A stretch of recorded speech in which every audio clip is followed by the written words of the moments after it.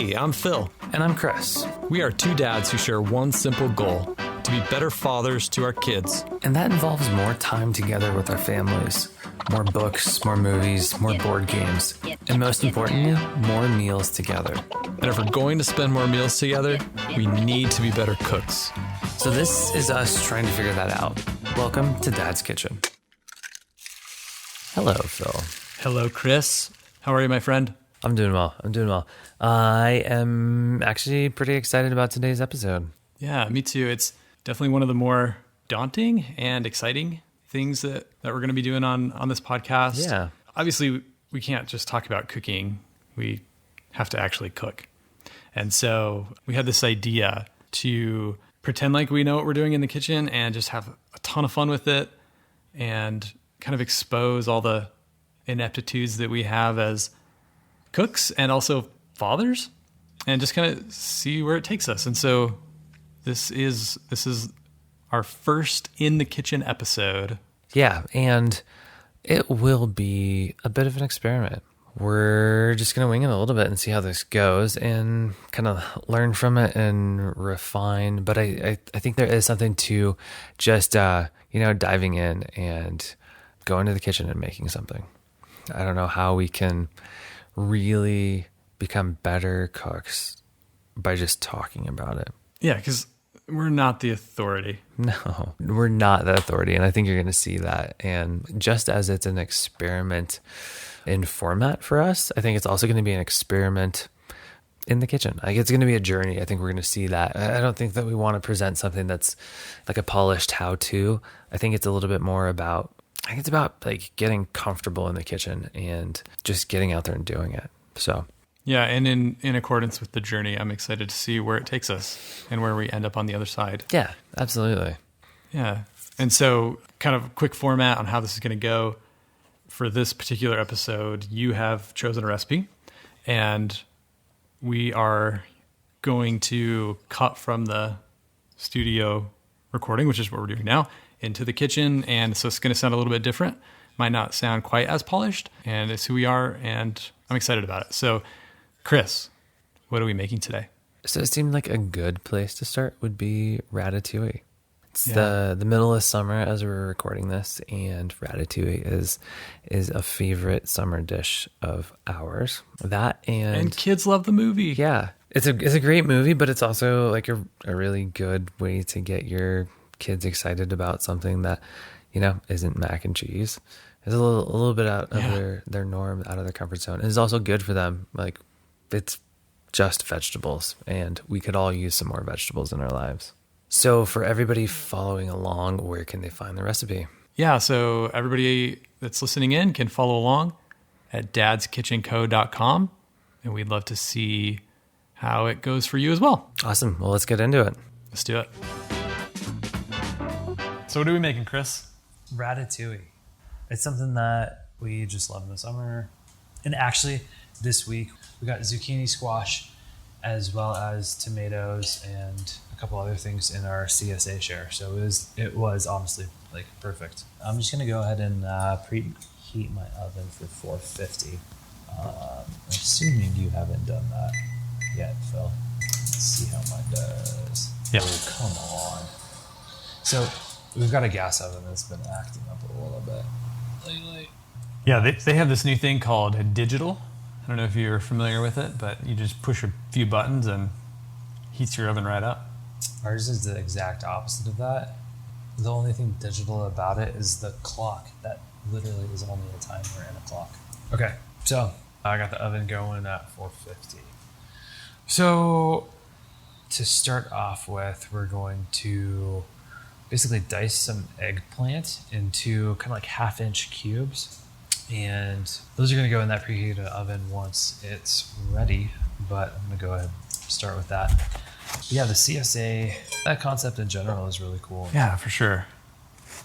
Are you familiar with, I believe they're called Victory Gardens? It sounds familiar. It was like a thing that our government did. I want to say back in like World War I-ish. And then I think they really gained traction in World War II. So basically during during the war, farmers were just completely overwhelmed with trying to provide foods for the troops, and so the government opened up this kind of like garden plan that communities could do and to share. And you can find that plan that they put out even today if you just like Google it or whatever. I'm sure if I can find something, I'll put it on the show notes. But I was just like, this is a basic plan if you want to do your own garden. Have these half a dozen or so vegetables, and here's how you do it. Or if you want to do a community garden with all your neighbors, here's what you do, and just go share your food. And it really boosted morale in the country, because suddenly you could have access to produce, whereas before you couldn't because the farmers were too busy. So that just kind of reminds me a little bit of that. Yeah, that's super interesting. And one quick thing as I'm cutting this eggplant, I don't remember where I first heard it, but topping and tailing and then cutting it in half. So I don't know if you're kind of familiar with the idea of topping and tailing produce, just cutting off both ends, really. Sure. Kind of the top and the tail.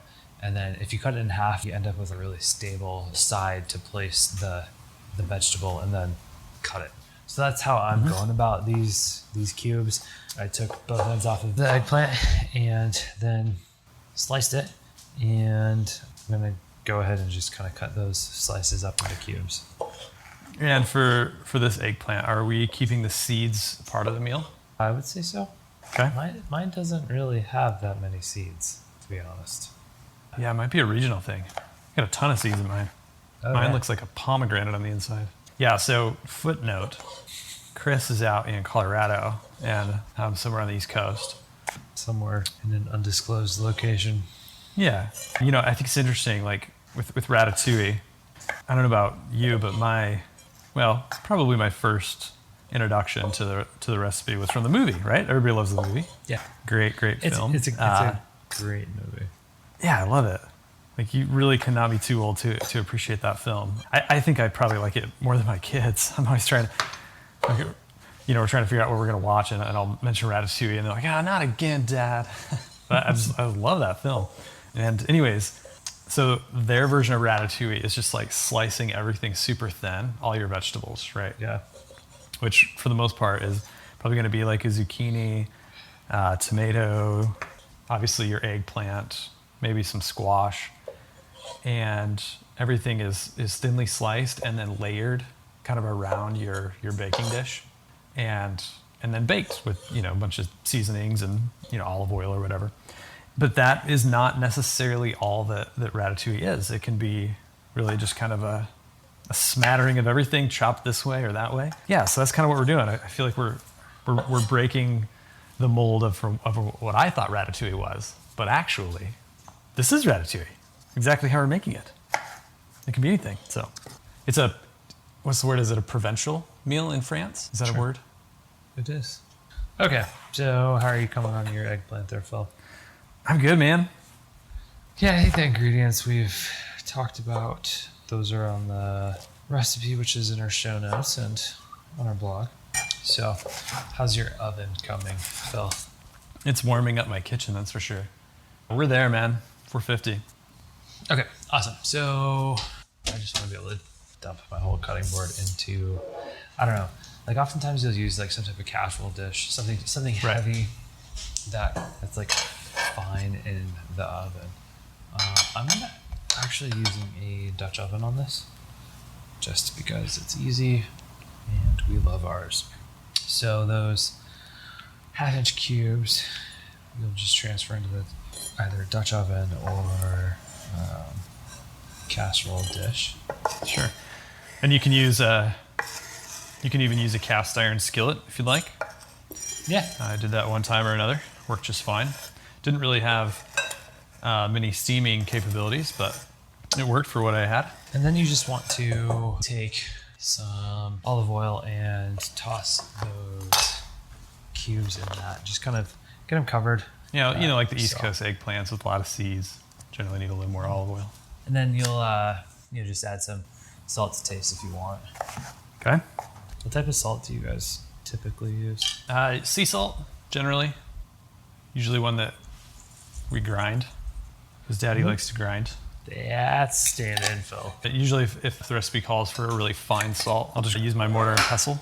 Yeah. One of my favorite utensils in the kitchen. Yeah, we have like a little bit of a coarser sea salt. So the oiled and salted eggplant are just going to go into that preheated oven. Uncovered, and you're going to roast it for 15 to 20 minutes. And so I'm going to go ahead and put mine in. Getting a little toasty in here. Yeah. Just got a free facial. Yeah, that's somewhere in the kitchen, our kitchen, when we don't have AC. Jeez. Okay, so after that, we are going to go ahead and cook some other things, Phil. I don't know what I'm doing. Maybe gonna slice some onion. Yes. So the onions that it calls for, it's something like 2 medium onions or so, 3/4 pound. Right. Yeah, sure. Something along those lines. Those are going to be, if you're using onions, I feel like thinly sliced is better than diced in this dish. We got leeks in our CSA, so I'm going to go ahead and use those instead. And when you're not using leeks, do you typically peel your onion before you cut it down the middle? Down the middle, yes. With onions, I still like to top and tail it, and then I peel it personally, and then I'll cut it down the middle. But I just know some people that peel the onion entirely before they even slice it. No, So. I definitely I'll like cut off both ends of it, and then I'll peel it. That gives you like something to grab. But a little trick that I learned from my wife is that like with the layers on the leaf, they can pick up some dirt. So cutting those and then soaking those in a little bit of water really can like take that dirt out of the layers. Typically do that with berries. It's amazing how much dirt comes off like a strawberry just from the grocery store, you know? Yeah. So always soak up before you dive in. And I'm talking like I know what I'm doing, but I really don't. Half of this I'm just making up as I go. We are the authority, Chris. We have a podcast. Yep. We got approved by Apple. So hey, So we know what we're doing. Did you set a timer for when we put those eggplants in? No, and I never do timers. Because I didn't either. It's been like 5. I really like dive watches, and that's like the only time I use the bezel on them is to set timers when I'm usually grilling, but with this as well. Okay, so how are your onions coming, Phil? I'm just thinly slicing them, having some fun. So, fun fact about me, I spent a good 7 years selling hot dogs at Home Depot. That's actually where Chris and I got to know each other. He would usually come by with some soda, Red Bull, whatever, and Always 100%. we would Red talk. Bull. Yeah, that's true. That and Pablo Escobar. Anyways, we cut a lot of onions in that job because we would saute them and top the bratwurst with a grilled onion, and it was delicious. And I don't know, maybe we'll do an episode on how to properly saute an onion and the right seasonings for it. So I feel like that's maybe one thing I know how to do. Yes. And Good to go there. What's next? I think one thing on the eggplant, jeez, that's hot. It's just, it can be stirred occasionally, to keep it from sticking to the bottom. Just check it while you're in there doing that as well. So we're just gonna throw these onions in a pan and kind of render them, if you will. So yeah, those onions or leeks, we're just gonna go ahead and throw those in some type of heavy skillet. Like you use cast iron, or that's what I'm using actually, is a cast iron, or like a heavier pan. And just toss those in a little bit of oil as well, and put those over like a medium heat or so. One thing that I've kind of learned through a couple different sources in terms of cooking vegetables, and I felt like it gave me like a good frame of reference for why you cook vegetables, is, I don't know, like Phil, like how would you describe like the reasoning behind cooking vegetables? Texture? Yes, 100% actually. Oh, okay. Nice. Ooh. Virtual high five. Because like on like meat or something like that, vegetables aren't the type of thing that you can't eat raw. Obviously there are exceptions to the meat things, sushi and whatnot. But yeah, you're cooking a vegetable for a specific level of tenderness. And so like really that's kind of in a way like up to you. So with the onions, you're looking for it to soften, something I don't think quite caramelize, but like something that like loses its shape. So it's about 5 minutes or so. I don't know what I'm doing. I'm just making this up as I go. And we can definitely remember to check the eggs here and there. We're just going to soften those leeks. It's starting to smell good. There's nothing better than the smell of onions. That's why it works at a hot dog stand. Seriously, one of my favorites. That's a good cut. Okay, so while those onions are starting to go, you definitely want to like keep stirring them so that they don't burn or caramelize too much. Do you have peppers? You have peppers, don't you? Yeah. You got a good medley. Got some sweet peppers. Yeah, every time we make ratatouille, we pretty much just do zucchini, eggplant, and tomatoes. So that's another place where we're going to differ a little bit. But yeah, oftentimes it is made with peppers. So at this point, you're going to want to go ahead and start to cut those peppers. Yep. You're just going to cut it into slices. And really, I mean, somebody like mushrooms, they could throw mushrooms in their ratatouille, right? I mean, it's just kind of whatever is available. I mean, that's really kind of the background. It wasn't until the movie that it got fancy. So I don't know about you, but I'm kind of a big fan of the color of my meals, and I like to keep a good balance. So since this recipe calls for a fair amount of tomato, I actually cut down a little bit on the red pepper and went a little heavier on the green and the orange pepper. You could also use the yellow. Still use the red pepper, but just not as much as the others, just to kind of balance it out a little bit. So yeah, we're kind of at about 15 minutes in with the eggplant. So, we're just looking for something that's lightly browned and has like a nice, you can smell it when you open the oven. It's usually 15 to 20 minutes or so. We're still going on that. Maybe another couple of minutes on mine. I feel like my leeks are kind of getting there. So Phil, once you have your peppers, you can go ahead and stir those in. We might want to salt that at this point. And while we're doing that, we can go ahead and crack some garlic. Called for a fair bit of garlic. I just feel like I do think with your mix of flavors, like 4 to 6 cloves or so usually works well. Yeah, for sure. Big garlic fan over here. I feel like when I'm using garlic anyway, it's kind of the same thing as with onions. I tend to really like peel it out the top and tail bit. So it's definitely not a minced garlic. It's like a garlic slice thing. Yeah, I think I do garlic a little bit differently. I do peel it before I cut into it, but I kind of give it a squeeze with my hands a little bit and kind of fracture the body of it, if you will. Yeah. And then that kind of allows me to just peel it right off. Looks pretty good. Usually works best with dry hands. And then with my garlic, I like to smash it with the palm of my hand, more like the wrist. What is that called? Like the heel of your yeah. Maybe. Yeah, and I just smash it, press it down hard, and then throw it in there. Kind of get out the essential oils a little bit. Okay, so about now, I think my eggplant's just about done. We're like 15 to 20 minutes in. So I'm gonna go ahead and take that out of the oven and just let it sit. We roasted it uncovered, but we're gonna throw a lid on it or something and just let it kind of steam for a little bit. So here's the thing. When you pull something out of the oven at 450 degrees, it's hot. Did you not use an oven pad? Hot pad? I did. And then I grabbed it. Once I set it down, took the oven pads off. You okay? Yeah, I'm fine. Need a second. That was hot. I'm sorry I'm laughing. First episode, man. Like first in the kitchen episode. I have a tip for this recipe.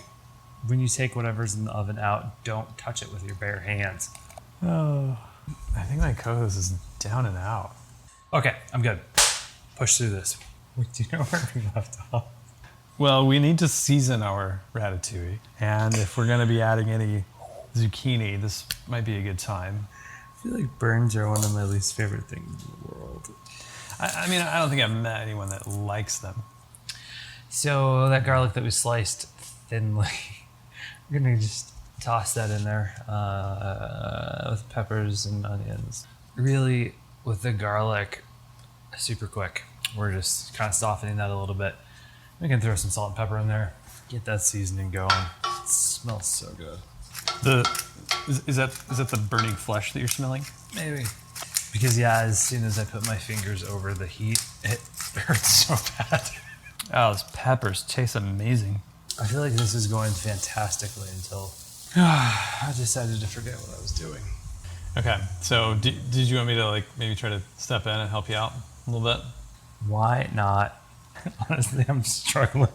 So once the peppers and onions have been seasoned well with salt and pepper, and we've got our garlic in there, we're actually going to transfer that over to our casserole dish or Dutch oven or whatever it is that you're using. Make sure you grab a hot pad. Because if you didn't hear the last several times we talked about it, I burned myself trying to grab the thing that just came out of the oven. So I'm just going to dump all my peppers and onions directly into the casserole with the eggplant. And then using the same pan that had all the peppers and onions in it, I'm going to heat up some zucchini. And for the zucchini, Phil, I give up on life tonight. just for contrast, because I'm a big fan of contrasting shapes and colors and all that fun stuff, I'm actually just slicing these and keeping them round. But you can cube them, you can chop them, you can kind of do whatever you want. Look to how you did your eggplant if you want. There you go, toss them in there. So I was using a side towel to grab my skillet, and my finger slipped off the towel. Oh, no way. Now I actually kind of feel badly for you. Oh, here's a fun fact. When using a towel to grab a hot dish, make sure it's dry, because water is a conductor of heat, and you'll burn your hands. So I am softening my zucchini.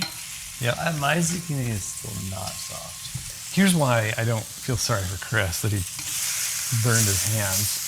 Some years ago, we're going to say 12 or 13 years ago, we went skiing in Breckenridge.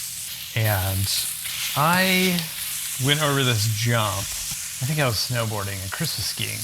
And I just wanted to catch some air. So I went over this jump and my legs upon liftoff went out from underneath me and I flipped over on my back. Got a good probably like 7 or 8 feet of air, but landed directly on my upper back. And it really hurt. Knocked the wind out of me. Lost like all my equipment. Snowboard went flying. When I finally came to and realized what had just happened, I realized that I wasn't the only one that couldn't breathe. Chris couldn't breathe because he was laughing at me and he could not stop. And it really hurt me, physically and emotionally. So I have since transferred my zucchini over to the casserole dish with the peppers, onions, and eggplant. And now it's time to season it with some other stuff other than salt and pepper. So I'm gonna throw in a bay leaf or 2, do a pinch or 2 of some thyme. I'm just using dried. We do have some thyme out in the garden, but it rained quite a bit today, so I don't really want to go out and get soggy, as they say in Britain. And last but not least, we need some tomato. So Chris, I noticed that this recipe called for peeled and seeded tomatoes, and I have never peeled a tomato.